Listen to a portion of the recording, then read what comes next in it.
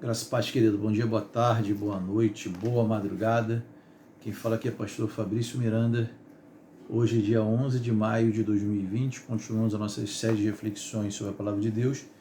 Hoje lemos Mateus, capítulo 24, verso 13 até o verso 32. Diz assim a Palavra do Senhor. Naquele mesmo dia, 2 dos seguidores de Jesus estavam indo para um povoado chamado Emaús, que fica a mais ou menos 10 quilômetros de Jerusalém. Eles estavam conversando a respeito de tudo o que havia acontecido. Enquanto conversavam e discutiam, o próprio Jesus chegou perto e começou a caminhar com eles. Mas algumas coisas não deixaram que ele o reconhecessem. Então Jesus perguntou: "O que vocês estão conversando pelo caminho?" Eles pararam com um jeito triste. Um deles, chamado Cleopas, disse: "Será que você é o único morador de Jerusalém que não sabe o que aconteceu lá nesses últimos dias?" "O que foi?" perguntou ele. Eles responderam: "O que aconteceu com Jesus de Nazaré? Esse homem era profeta e para Deus e para todo o povo. Era poderoso em atos e palavras. Os chefes dos sacerdotes e os nossos líderes o entregaram para ser condenado à morte e o crucificaram. E a nossa esperança era que fosse ele que iria libertar o povo de Israel. Porém, já faz 3 dias que isso tudo aconteceu. Algumas mulheres do nosso grupo nos deixaram espantados, pois foram de madrugada no túmulo e não encontraram o corpo dele. Voltaram dizendo que viram anjos e que estes afirmaram que ele estava vivo. Alguns dos nossos foram ao túmulo e viram que realmente aconteceu o que as mulheres disseram, mas não viram Jesus." Então Jesus lhes disse: "Como vocês demoraram a entender e a crer em tudo o que os profetas disseram?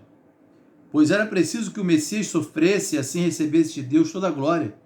E começou a explicar todas as passagens das Escrituras que falavam dele, iniciando com os livros de Moisés e os escritos de todos os profetas. Quando chegaram perto do povoado para onde iam, Jesus fez como quem ia mais longe. Mas eles insistiram com ele para que ficasse, dizendo: "Fique conosco, porque já é tarde e a noite vem chegando." Então Jesus entrou para ficar com os dois. Sentou-se à mesa com eles, pegou o pão e deu graças a Deus. Depois partiu o pão e deu a eles. Aí os olhos deles foram abertos e eles reconheceram Jesus, mas ele desapareceu. Então eles disseram um para o outro: "Não parecia que o nosso coração queimava dentro do peito quando ele nos falava na estrada e nos explicava as Escrituras Sagradas?" A ressurreição de Jesus e a nossa vida. Então eles disseram um para o outro: "Não parecia que o nosso coração queimava dentro do peito quando ele nos falava acerca na estrada dos escritos das Escrituras?" Lucas 24, 32. Andando lado a lado com 2 dos seus discípulos no caminho de Emaús, o próprio Jesus contou a eles sobre a sua ressurreição. Enquanto ele falava, ambos sentiam como se o coração queimasse dentro do peito. A palavra de Deus, especialmente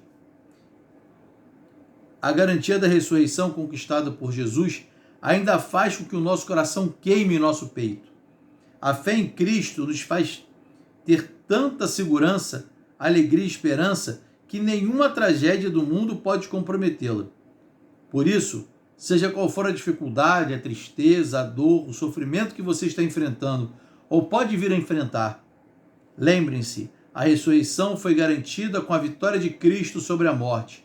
Você pode confiar e repousar o seu coração aflito nessa esperança.